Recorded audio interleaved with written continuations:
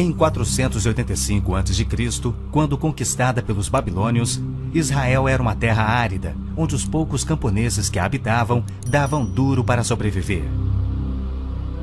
Esta era a terra que Deus havia prometido para Abraão, Isaque e Jacó, e aos seus descendentes para sempre. Toda a terra que você está vendo, darei a você, Abraão, e a sua descendência para sempre. A terra não poderá ser vendida definitivamente, porque ela é minha. O povo que orgulhosamente habitava a terra prometida foi dizimado, espalhado e levado à Babilônia, onde passou 70 anos, conforme predito por Jeremias. Toda esta terra se tornará uma ruína desolada, e vocês estarão sujeitos ao rei da Babilônia durante 70 anos. Muitos judeus haviam voltado a Jerusalém para reerguer o templo, mas o resto da cidade estava em ruínas, suas paredes derrubadas e portões queimados. Em meio à desolação, Deus inspirou o profeta Zacarias a proferir uma das profecias mais notáveis já registradas. Ela predizia o período bíblico conhecido como os últimos dias. Farei de Jerusalém uma taça que embriague todos os povos ao seu redor. Farei de Jerusalém uma pedra pesada para todas as nações. O cumprimento dessa profecia após o admirável renascimento de Israel em 1948 é constatado pelo mundo todo. Exatamente como previsto na Bíblia, ao invés de Nova York, Berlim ou Moscou, a pequenina Jerusalém é o fardo maior dos países do mundo. O peso que ela tem é tal que o Conselho de Segurança das Nações Unidas dedicou quase 1/3 das suas deliberações a Israel, que representa apenas 1/1000 da população mundial.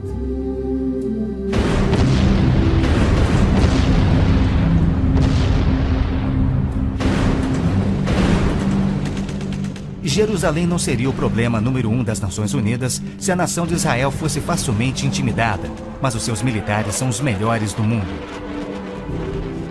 Naquele dia farei que os líderes de Judá sejam semelhantes a um braseiro.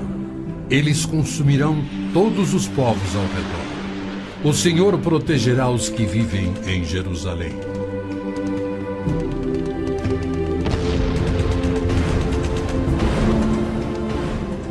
E exatamente como previsto, Israel tem devorado quem o ataca, vencendo todas as guerras, apesar de enormes desvantagens.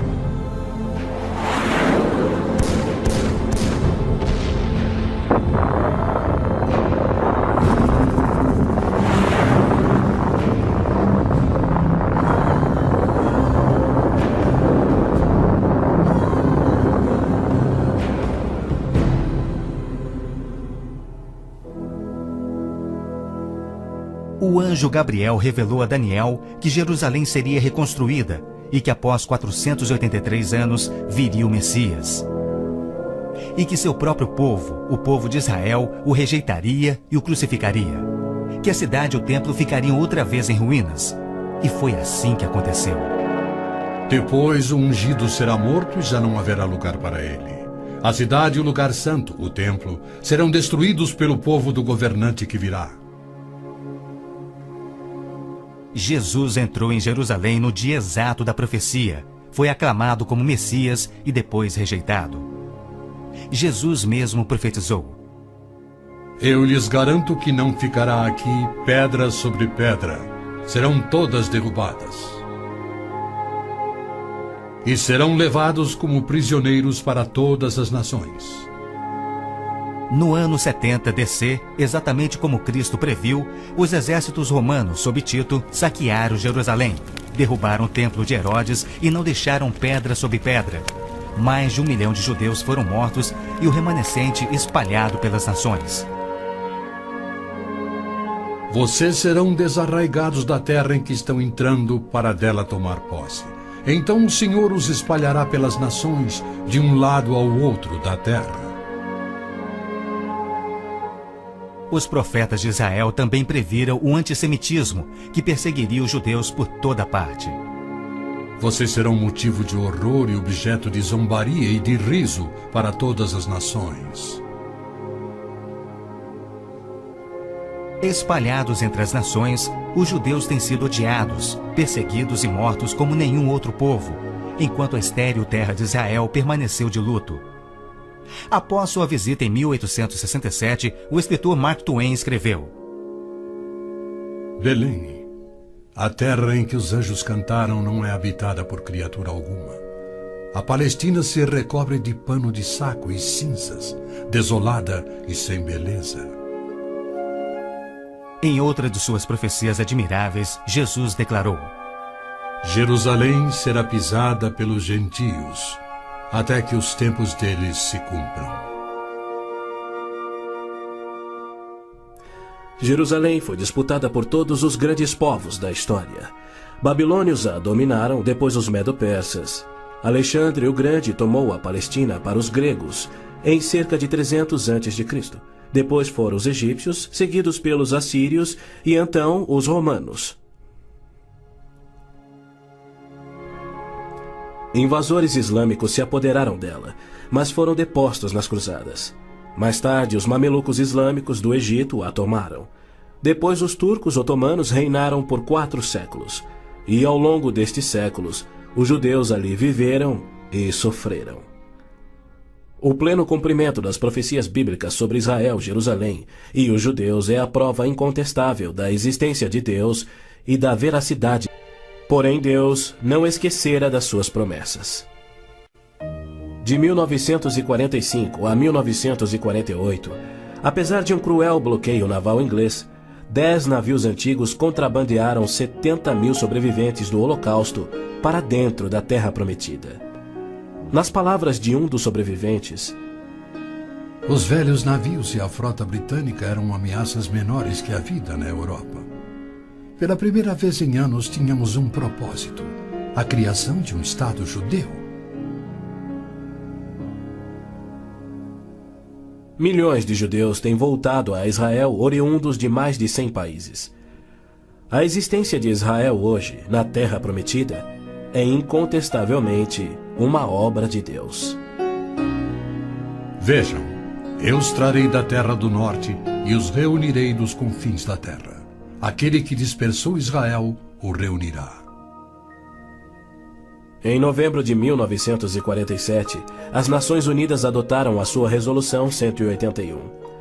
Ela dividia a Palestina, dando 18% aos judeus e 82% aos árabes. E tornou Jerusalém uma cidade internacional que, conforme o Vaticano também insistiu, nunca poderia ter domínio judeu. O mundo árabe rejeitou esta resolução e exigiu toda a Palestina. Até hoje, nenhum mapa árabe admite a existência de Israel.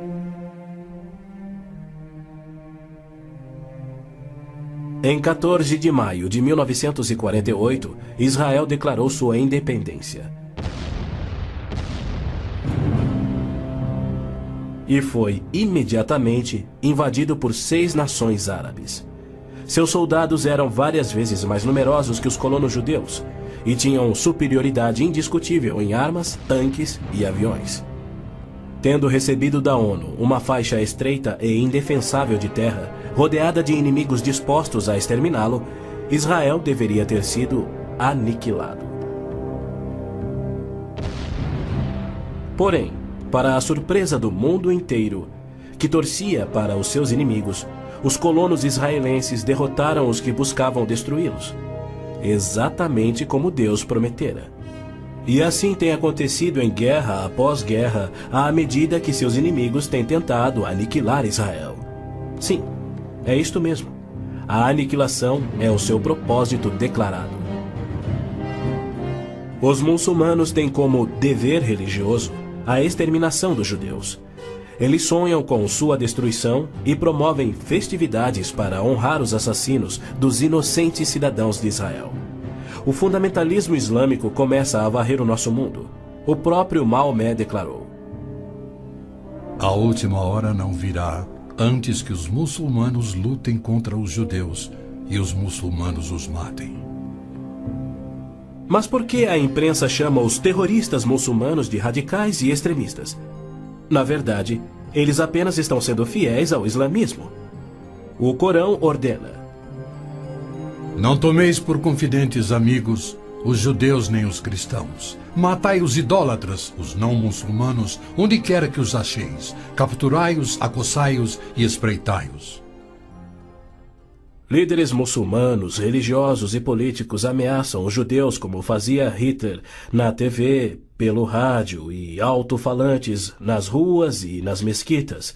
Quando Gaddafi brada: a batalha de Israel será tal que Israel deixará de existir, ele fala por todos.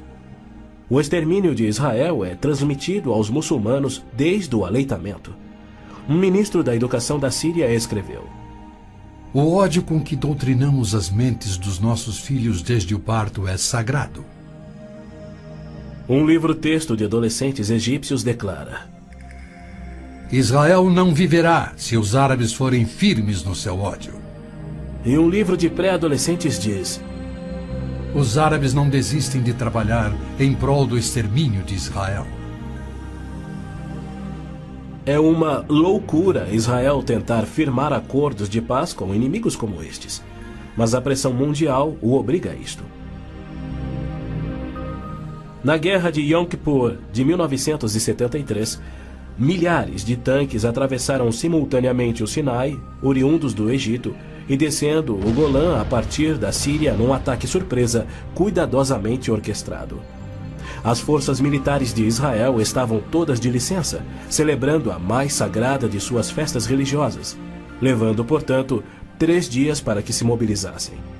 300 mil israelenses enfrentaram 1,2 milhões de árabes. Escapando por um fio da derrota, Israel sofreu pesadas baixas. Mas, em cumprimento incontestável da admirável profecia de Zacarias, de que as tropas judias seriam como fogo que consumiria as nações vizinhas, Israel expulsou seus inimigos. Em retaliação por ter se defendido, 61 nações romperam relações diplomáticas com Israel, enquanto nenhuma nação repreendeu os árabes por seu ataque surpresa. Este tenso e custoso estado de alerta de Israel tem sido manipulado de modo a acusá-lo de perpetrador de violência infundada contra vizinhos amantes da paz. O antissemitismo é uma força motriz da mídia mundial, que é muito influenciada pelo dinheiro do petróleo. Não se veicula nenhuma crítica aos árabes e suas repetidas ameaças de extinção de Israel. Quando Israel deportou 400 terroristas do Hamas e do Jihad Islâmico por terem matado e mutilado centenas de seus civis, foi criticado pela mídia internacional e censurado pelas Nações Unidas. Mas quando o Kuwait deportou 300 mil palestinos, em sua maioria civis inocentes, a mídia fez pouco caso e as Nações Unidas ignoraram o fato. As Nações Unidas são flagrantemente pró-árabes e contra Israel. As chamadas Forças de Paz das Nações Unidas no Líbano abrigaram terroristas da OLP, ofereceram suas instalações para treinar terroristas, forneceram equipamento militar e auxiliaram as equipes de terroristas a caminho de atacarem Israel. Quando Israel se viu pressionado a ponto de invadir o sul do Líbano para expulsar a OLP, descobriu na área das Nações Unidas estoques suficientes de armamentos para sustentarem uma invasão de 1 milhão de homens.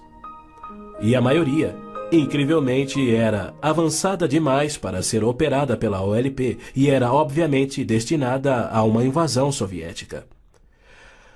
A ONU já condenou Israel mais de 370 vezes por ter se defendido, porém nunca condenou os terroristas ou os seus agressores. 2 anos após a Olimpíada de Munique, em que a OLP assassinou 11 atletas israelenses, Arafat, o seu líder, foi convidado para falar na Assembleia Geral da ONU. E foi recebido como herói, embora clamasse pela extinção de Israel. O então secretário-geral da ONU, Boutros Ghali, declarou: os judeus devem abrir mão de sua condição de nação e do Estado de Israel para serem assimilados como uma comunidade do mundo árabe. O Domo da Rocha, no cume do Monte Moriá, está situado no coração de Jerusalém. Esta edificação de 141 mil metros quadrados inspira paixões tão explosivas que pode ser o estopim da Terceira Guerra Mundial a qualquer instante. Foi ali que Abraão obedientemente construiu um altar e colocou sobre ele o seu filho Isaque, disposto a oferecê-lo como sacrifício a Deus. Mas Deus o impediu e proveu um carneiro para substituir a Isaque. 900 anos mais tarde, há cerca de 3.000 anos, o rei Davi comprou aquele terreno santo de Araúna, o Jebuseu, para poder edificar ali um altar a seu Deus. E foi ali que Salomão construiu o primeiro templo. Do templo judeu, destruído por 2 vezes, não resta nada. Em seu lugar se ergue o Domo da Rocha, um imenso monumento ao deus islâmico da lua, o antissemita Alá.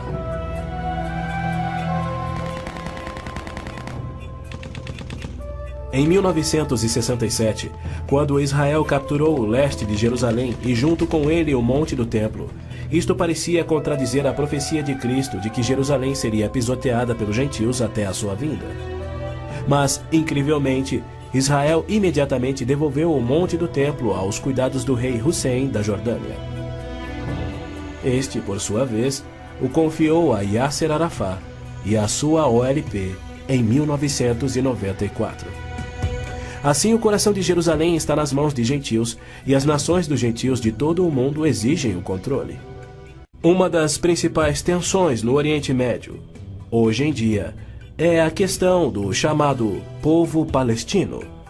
A Organização de Libertação da Palestina, a OLP, liderada por Yasser Arafat desde 1969, alega representar os palestinos.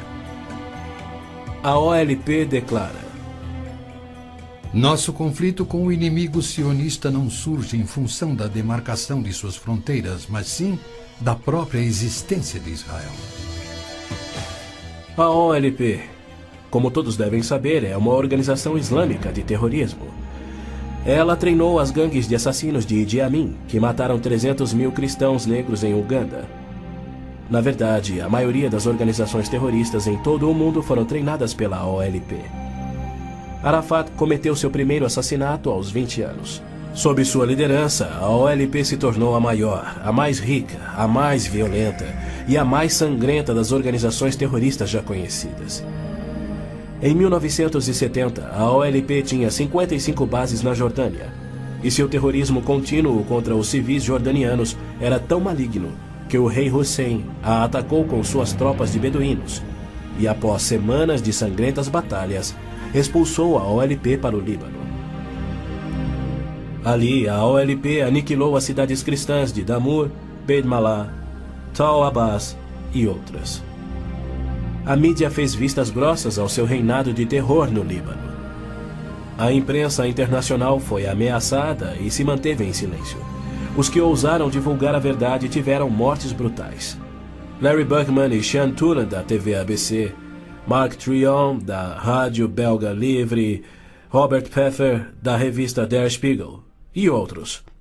Cerca de 300.000 civis libaneses foram mortos e mais de 100.000 das jovens sobreviventes foram engravidadas por estupros da OLP antes que Israel a expulsasse.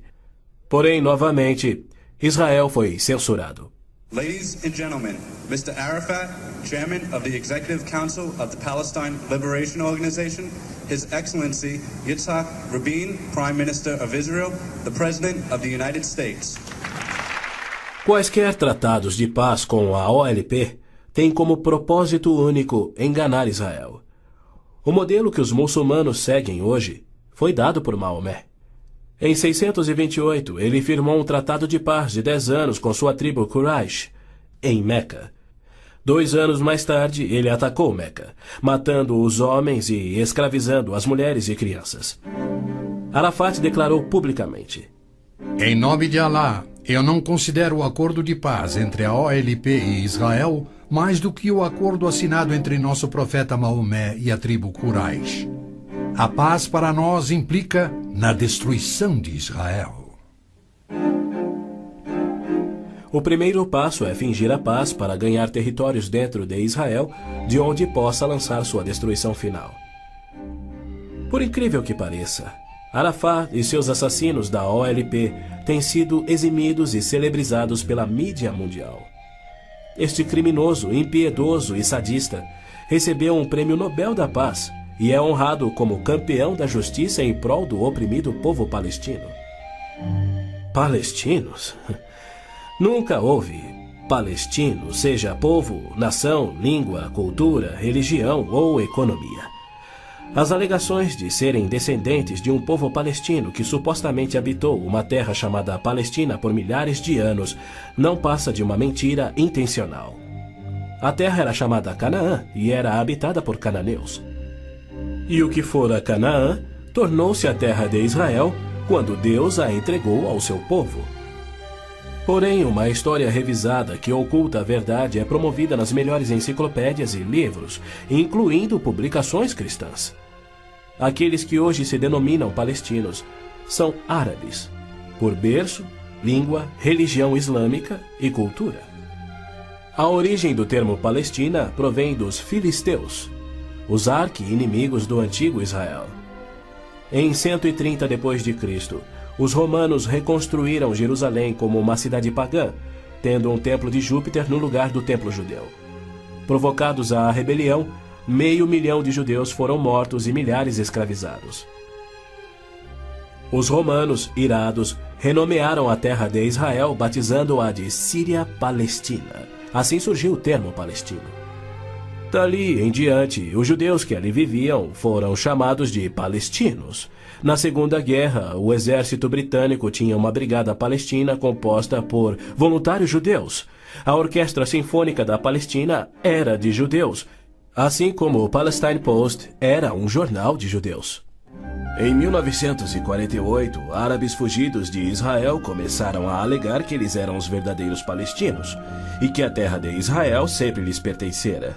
E a mídia mundial promove essa mentira. Mas a verdade é que em 1948 os árabes ocupavam meros 3% da Palestina, enquanto que a posse de Israel data de 4.000 anos de quando Abraão adquiriu a caverna Macpela em Hebrom. Ali Abraão sepultou sua esposa Sara, e ali estão enterrados Abraão, Isaque, Rebeca, Jacó e Lia. Em Hebrom, Davi foi coroado rei. É um lugar sagrado para os judeus e não tem nada a ver com os árabes ou com o Islã. E ainda assim os muçulmanos ignoram a presença contínua dos judeus por 3.000 anos e dizem que Hebrom é sua. Construíram uma mesquita e estão determinados a expulsar todos os residentes judeus. Há meio século, o mundo convive com o problema de centenas de milhares dos autodenominados refugiados palestinos da guerra pela independência em 1948. Em mais uma mentira típica, a mídia internacional acusa os judeus de impiedosamente desalojarem a população nativa. Mas, na verdade, foi o alto comando árabe que os instruiu por rádio a deixar rapidamente a Palestina enquanto eles massacrariam os judeus. Uns 350.000 fugiram. Muitos ficaram. Os que ficaram hoje são cidadãos israelenses e atualmente compõem uns 16% do eleitorado de Israel. A Jordânia anexou o território palestino designado pela ONU, expeliu todos os judeus, destruiu as sinagogas judaicas e renomeou de margem ocidental as terras conhecidas por Judeia e Samaria desde os tempos bíblicos. Apesar dos milhões de dólares em jazidas de petróleo e uma área terrestre 700 vezes maior do que a de Israel, as nações árabes se recusam a aceitar quaisquer refugiados de 48 e a dar-lhes vida normal. Somando milhões devido à sua alta taxa de natalidade, hoje eles são restritos a vergonhosos acampamentos de refugiados em Gaza, Jordânia, Líbano, Síria e na margem ocidental. Estes infelizes são mantidos assim para que seu infortúnio seja exibido como propaganda. Por outro lado, o recém-formado Estado de Israel, cuja população somava 600.000, absorveu rapidamente 820.000 refugiados judeus que fugiam das terras árabes, onde por 13 séculos, desde o advento do islamismo, eram sujeitados a surras e cusparadas nas ruas e mercados. Centenas foram brutalizados ou mortos pelos muçulmanos em surtos imprevisíveis de violência e tiveram suas posses confiscadas. O renascer de Israel propiciou um refúgio acolhedor para o qual fugiram. Israel já assimilou milhões de imigrantes. Mais de 1 milhão de refugiados ficaram sob o domínio de Israel nos acampamentos em 1967, na Guerra dos 6 Dias. Israel lhes oferece terras estatais, eletricidade, água, esgoto, pavimentação e escolas, e já construiu 9 complexos residenciais para abrigar 10 mil famílias. As nações árabes, incrivelmente, se opõem ao auxílio que Israel oferece aos seus refugiados. Ainda mais incrível é que as Nações Unidas adotam anualmente as seguintes surpreendentes resoluções. A Assembleia Geral exige que Israel desista da reintegração dos palestinos na faixa de Gaza. A Assembleia Geral conclama novamente a Israel para que se retraia de quaisquer ações destinadas à reintegração dos refugiados palestinos na margem ocidental. Se formos analisar a história, Jerusalém sempre foi a capital de Israel e seus reis. Hoje em dia, cedia ao seu parlamento. Porém, embaixadas estrangeiras se situam em outros pontos. Segundo o ministro das Relações Exteriores do Vaticano, em visita a Israel em 98, a presença de Israel no lado oriental de Jerusalém constituía uma ocupação ilegal. Em março de 1999, Israel foi advertido que a União Europeia não reconhecia a sua soberania sobre Jerusalém.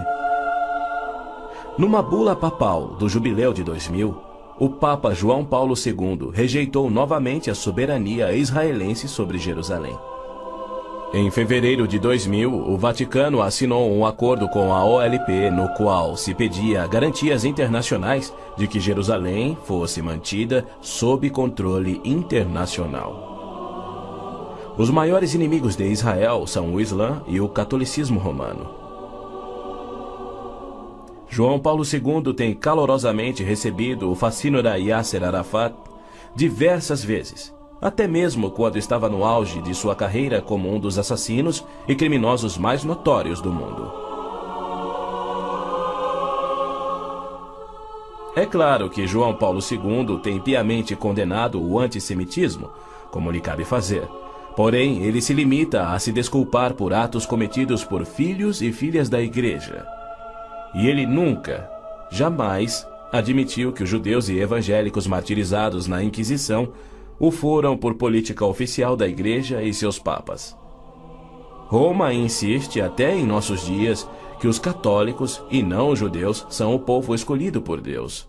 Por exemplo, em 1928, um decreto do Vaticano se referia aos judeus como povo anteriormente escolhido por Deus. Em 1965, o Segundo Concílio do Vaticano declarou: a Igreja constitui o novo povo de Deus. A Roma Católica se denomina a Cidade Santa, a Cidade de Deus, a Cidade Eterna, títulos que Deus deu a Jerusalém. O interessante é que, ao invés de repreender Arafat por sua paixão por aniquilar Israel e suas crenças islâmicas anticristãs, o Papa aceitou seu convite para estar com ele em Jerusalém, celebrando a quem chamou de o nosso Jesus Cristo, entre aspas. Nosso Jesus Cristo? Segundo Arafat, Jesus foi um palestino que lutava contra Israel por sua liberdade, e o Papa apenas sorriu e o abençoou.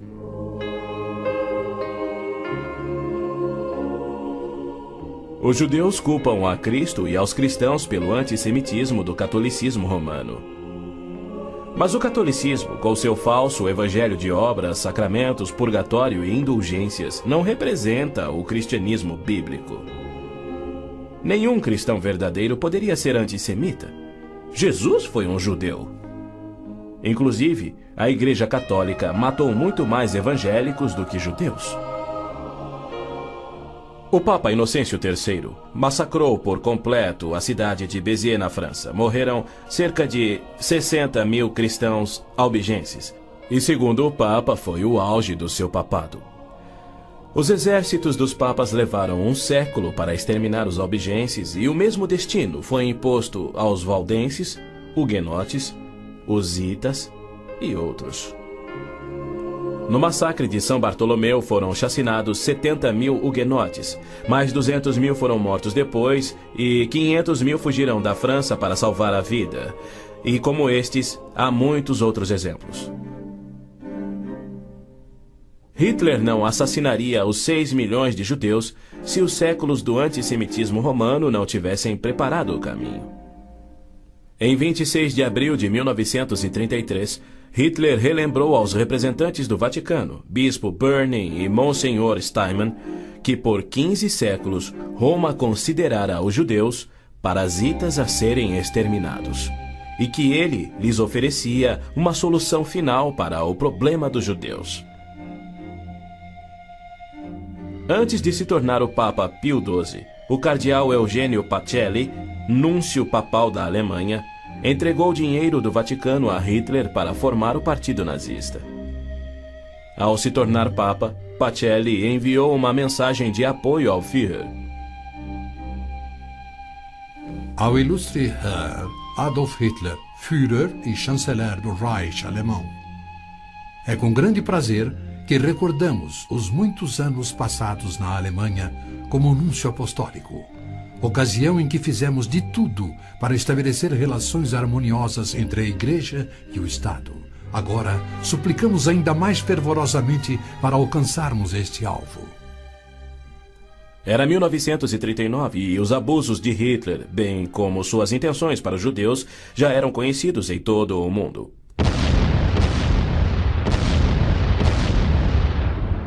Foi em janeiro daquele ano que Hitler declarou que a guerra resultaria na, abre aspas, exterminação da raça judaica, fecha aspas. Die Völker noch einmal in einen Weltkrieg zu stürzen, dann wird das Ergebnis nicht der Sieg des Judentums sein, sondern die Vernichtung der jüdischen Rasse in Europa. Após 4 anos, em 22 de junho de 1943, enquanto pairava a fumaça de judeus incinerados nos céus da Europa, o Papa Pio XII, em contraposição à promessa de Deus, escreveu ao presidente Roosevelt tentando dissuadi-lo de tornar a Palestina em terra judaica, queimando e saqueando as suas terras.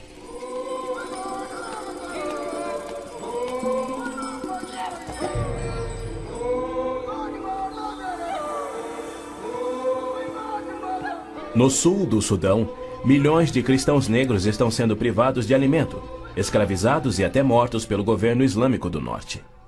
É verdade que os judeus foram mortos durante as cruzadas, mas isso foi contra o ensinamento de Cristo e seu divino exemplo.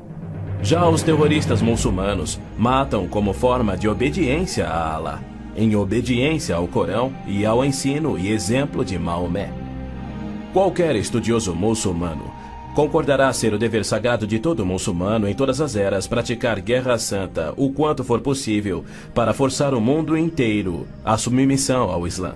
O Corão mantém mais de 100 versículos sobre lutar e matar neste propósito.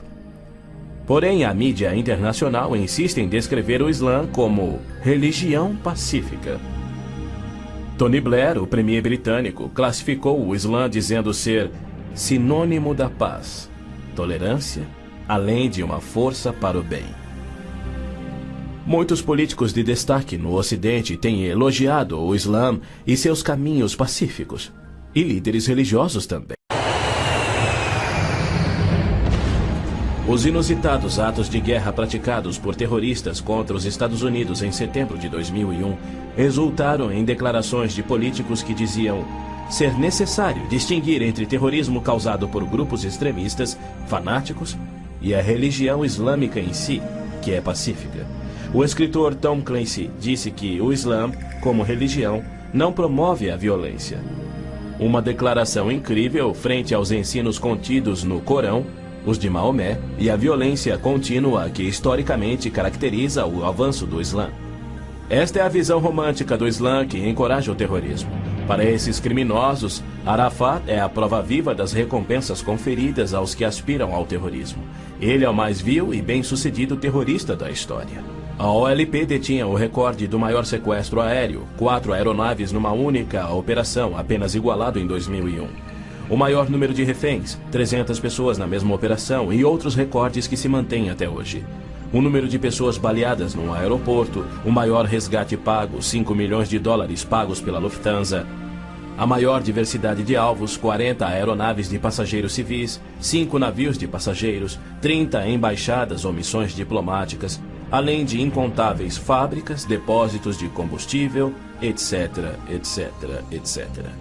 Ao invés de ser julgado como réu em corte internacional, assim como os nazistas e líderes sérvios, os sangrentos atos de Arafat atraíram a ONU, a União Europeia e incontáveis líderes políticos e religiosos para o seu lado contra Israel e lhe outorgaram o Prêmio Nobel da Paz.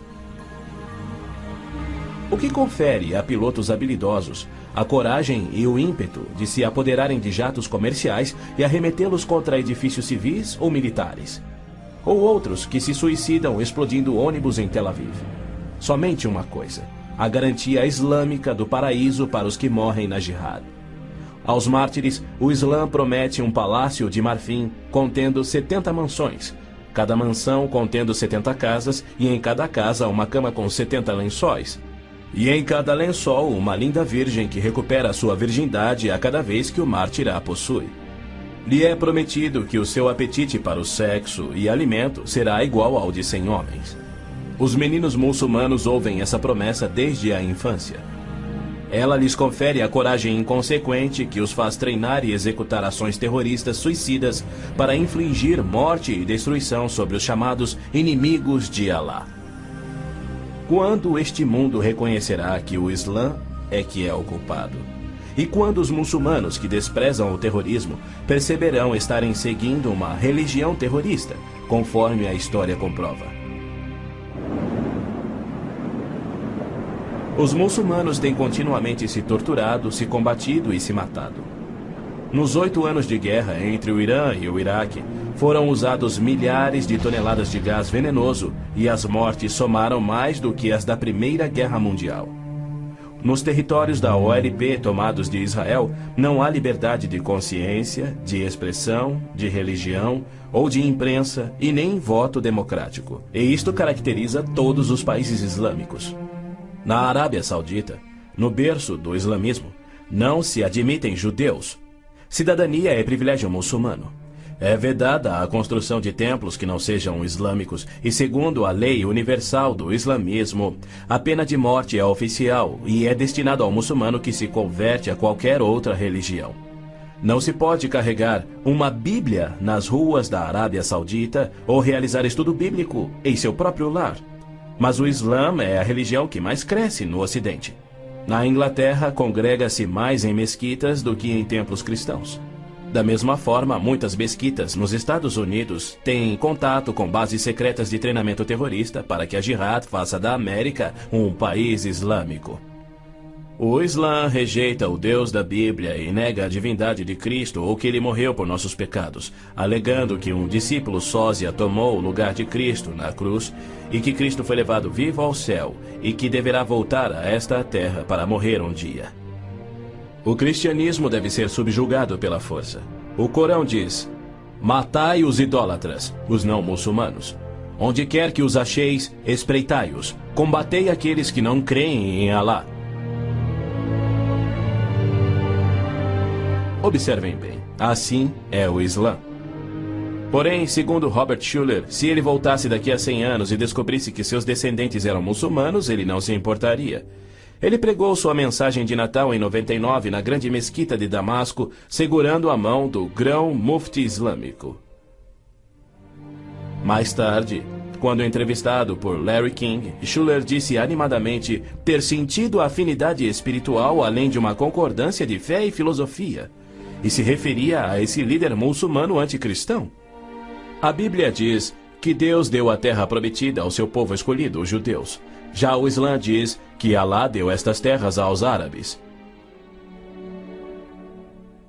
Assim se desdobra um tremendo conflito entre o Deus de Abraão, Isaque e Jacó, que ama os judeus, e o Deus de Maomé, que odeia os judeus e pede a sua destruição. O conflito real não é entre judeus e árabes, mas entre o Deus da Bíblia, cujo nome é Javé, e o Deus do Corão, chamado Alá. 12 vezes no texto bíblico Deus refere-se a si mesmo como o Deus de Abraão, o Deus de Isaque e o Deus de Jacó. Então, Javé declarou a Moisés: diga aos israelitas, O Senhor, o Deus dos seus antepassados, o Deus de Abraão, o Deus de Isaque, o Deus de Jacó enviou-me a vocês. Esse é o meu nome para sempre, nome pelo qual serei lembrado de geração em geração. É Satanás que tem inspirado 3.000 anos de antissemitismo. Se os judeus fossem destruídos, o Messias não poderia nascer. Mesmo após a vinda de Cristo, se Satanás destruísse os judeus, Javé seria um mentiroso, incapaz de cumprir sua promessa de restaurar a terra a Israel, para que dali Cristo reinasse no trono de Davi na sua segunda vinda. A integridade de Deus tem a ver com a sobrevivência de Israel. Embora não conste uma única vez no Corão, há mais de 800 menções de Jerusalém na Bíblia. Dela é dito repetidas vezes ser o local em que Javé, o Deus da Bíblia, estabeleceu o seu nome para sempre. Yasser Arafat alega que Jerusalém tem sido uma cidade árabe há milhares de anos, quando na realidade ela nunca o foi. Em julho de 1889, constou no jornal Pittsburgh Dispatch que, dos 40.000 habitantes de Jerusalém, 30.000 eram judeus e a maioria do restante era cristã. Quando Israel declarou sua independência em 1948, havia 100.000 judeus vivendo na Jerusalém antiga. Ela foi fundada há 3.000 anos por Davi, o grande rei de Israel, e se manteve uma cidade judia desde então. Não é à toa que mais de 40 vezes a Bíblia se refere a Jerusalém como sendo a cidade de Davi. Ali Deus estabeleceu o trono de Davi para sempre. E naquele trono, o Messias, descendente de Davi, deverá reinar sobre Israel e o mundo. O Senhor Deus lhe dará ao Messias o trono de seu pai Davi, e ele reinará para sempre sobre o povo de Jacó. Jerusalém é um cálice de tontear porque líderes mundiais rejeitam o Deus bíblico e seu plano de paz para Jerusalém e o mundo. A insistência do Vaticano e da ONU de que Jerusalém deve ser uma cidade internacional e dos muçulmanos que dizem que ela lhes pertence constituem desafios ao Deus de Abraão, Isaque e Jacó, assim como a paixão muçulmana pela destruição de Israel. As nações muçulmanas estão se armando com mísseis capazes de portar ogivas químicas e biológicas, além de nucleares. Certamente não são armas de defesa. Todo mundo sabe que tem um propósito único: chover morte e destruição sobre Israel. A Síria já fabricou milhares de ogivas químicas, tem vastos estoques de armas biológicas e triplicou seu poderio militar e aéreo desde a Guerra de Yom Kippur em 1973. Israel também tem armas nucleares, atualmente posicionadas em modernos submarinos, e certamente não seria vencido sem utilizá-los. Era a isto que Cristo se referia quando, numa surpreendente profecia que antevia os armamentos modernos, ele alertou sobre uma destruição tão incrível que, se ele não intervisse para interrompê-la, não restaria vida na Terra? E se aqueles dias não fossem abreviados, ninguém sobreviveria. Ninguém sobreviveria. O Armagedon é tema frequente nas profecias bíblicas. A Bíblia descreve com clareza os eventos que anteciparão o Armagedon. Milhões de judeus já voltaram a Israel depois de serem espalhados entre as nações. Eles reconstruíram Israel a partir do nada e sentem-se seguros com uma falsa paz. Com a progressão do processo dessa falsa paz, os árabes matam e queimam as casas dos árabes que suspeitam estar cooperando com Israel. Terroristas muçulmanos que matam judeus são honrados nos países árabes. Ruas e feriados recebem os seus nomes. Na virada do milênio, o Prêmio Palestino de Cultura foi outorgado a Abu Daud por seu livro, no qual descreveu como planejou e executou o assassinato de 11 atletas israelenses nas Olimpíadas de Munique em 72. Ainda assim, os israelenses seguem sonhando em alcançar a paz com aqueles que juraram exterminá-los. Logo a seguir, virá aquilo que Jeremias chamou de o tempo da angústia de Jacó. exércitos do mundo, sob o anticristo, serão trazidos ao Armagedom por Javé, no intento de puni-los por terem odiado, perseguido e matado o seu povo Israel, e para disciplinar Israel por sua descrença. Você, anticristo, avançará contra Israel, o meu povo, nos dias vindouros. Trarei você contra a minha terra para que as nações me conheçam, e todas as pessoas da face da terra tremerão diante da minha presença. Reunirei todos os povos para lutarem contra Jerusalém. Depois, o Senhor sairá para a guerra contra aquelas nações. As frases "a minha presença" e "o Senhor sairá para a guerra" indicam que Deus mesmo virá salvar Israel no Armagedom. Zacarias diz: Deus virá como um homem ressurreto que foi traspassado. Este só pode ser o Messias, a quem Isaías chamou Deus poderoso, o Pai eterno. Ouça novamente as previsões dos profetas judeus sobre a rejeição do Messias, sua crucificação pelo seu povo e sua morte pelos pecados do mundo. Perfuraram minhas mãos e meus pés na crucificação. Foi desprezado e rejeitado, eliminado da terra dos viventes. Por causa da transgressão do meu povo, ele foi golpeado. Então o ungido será morto e já não haverá lugar para ele, apenas para os pecados do mundo. Em consonância com os profetas de Israel, João nos revela o Armagedom no último livro da Bíblia e nos mostra Cristo voltando do céu para destruir o anticristo, exatamente como Paulo também profetizou. Vi os céus abertos e diante de mim um cavalo branco, cujo cavaleiro se chama Fiel e Verdadeiro. Seus olhos são como chamas de fogo, e seu nome é Palavra de Deus. Então vi a besta, o anticristo, os reis da terra e os seus exércitos, reunidos para guerrearem contra aquele que está montado no cavalo e contra o seu exército. Mas a besta foi presa, e com ela o falso profeta. Os dois foram lançados vivos no lago de fogo.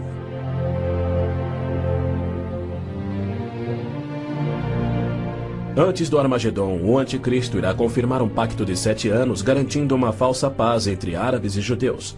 Prometerá segurança a Israel, permitirá que Israel reconstrua o templo e reinicie os sacrifícios de animais, após um intervalo de mais de 1900 anos.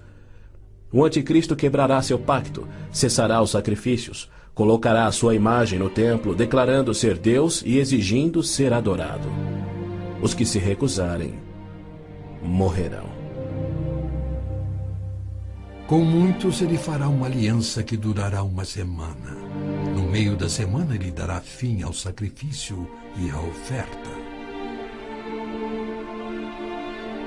Então será revelado o homem do pecado, chegando até a assentar-se no santuário de Deus, proclamando que ele mesmo é Deus. Foi-lhe dado poder para fazer que fossem mortos todos os que se recusassem a adorar a imagem. A que semana Gabriel se referia? Quando isso acontecerá? Ele disse a Daniel que após 70 semanas ou 490 anos, toda a profecia se cumpriria, Israel seria restaurado e jamais voltaria a desonrar a Deus. No final das primeiras 69 semanas de anos, ou seja, 483 anos, o Messias viria e seria morto. O tempo seria contado a partir da data em que o rei da Babilônia concedeu a autorização para a reconstrução de Jerusalém. A partir da promulgação do decreto que manda restaurar e reconstruir Jerusalém, até que o ungido, o líder, venha, haverá 7 semanas e 62 semanas. Neemias diz ter recebido autorização para a reconstrução de Jerusalém no mês de Nissan do 20º ano do rei Artaxerxes, ou seja, em 445 a.C. No domingo, 6 de abril de 32 DC, dia em que se completavam exatos 483 anos, hoje o chamado Domingo de Ramos, Jesus entrou em Jerusalém.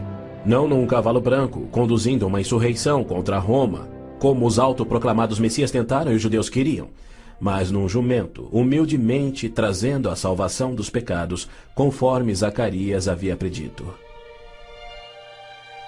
Alegre-se muito, cidade de Sião. Exulte, Jerusalém.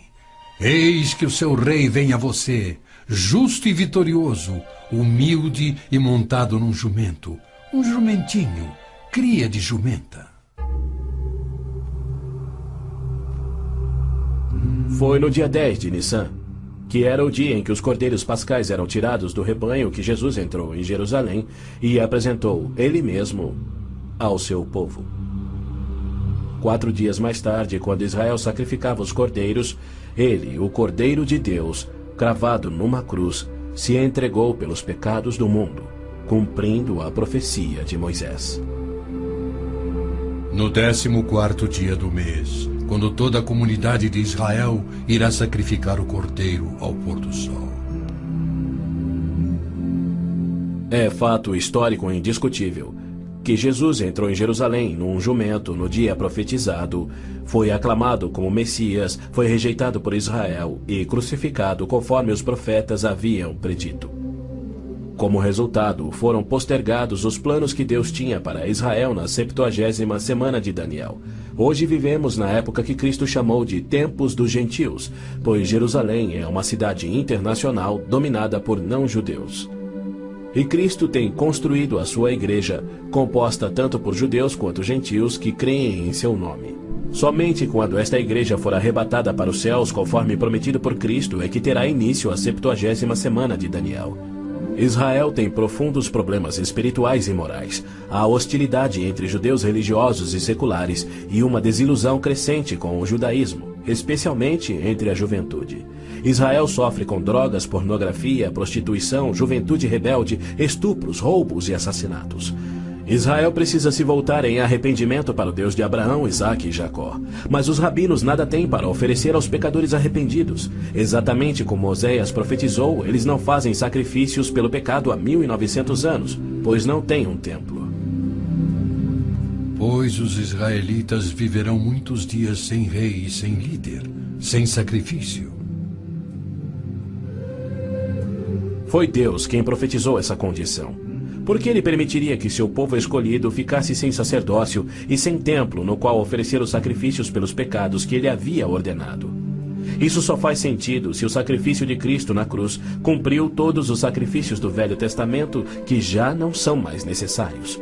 Caso contrário, Deus abandonou o seu próprio povo e todo o mundo sem recurso para o pecado. E isso ele nunca faria. As escrituras hebraicas contêm mais de 300 profecias, indicando quando e onde o Messias nasceria e como reconhecê-lo quando ele viesse.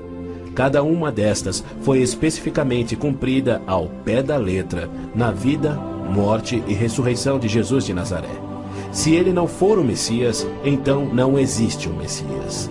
Pois foi Cristo que, no dia exato, revelado pelo anjo Gabriel a Daniel, entrou em Jerusalém num jumento, foi aclamado Messias, depois rejeitado e crucificado conforme profetizado. Segundo as escrituras do próprio povo de Israel, aqueles que esperam a primeira vinda do Messias já estão atrasados em 1900 anos. A única esperança de Israel está na sua segunda vinda, e podemos ter certeza de que, havendo gerado a nação de Israel, Deus irá cumprir o seu propósito. Havendo gerado a nação de Israel, Deus irá cumprir o seu propósito. Pois ele declara: Pode uma nação nascer? Acaso faço chegar a hora do parto e não faço nascer, diz o Senhor? Acaso fecho o ventre? Tragicamente, muitos judeus só crerão no seu Messias no Armagedon. Quando Javé aparecer em pessoa para salvar Israel da destruição pelos exércitos, eles reconhecerão finalmente ser o Messias, aquele que foi traspassado e morto pelos seus pecados e que ressuscitou como o próprio Messias predito pelos seus profetas, a quem rejeitaram. Então todos os judeus ainda vivos irão crer. Mas para todos aqueles, judeus e gentios, que morrerem sem crer nele, tragicamente não restará esperança.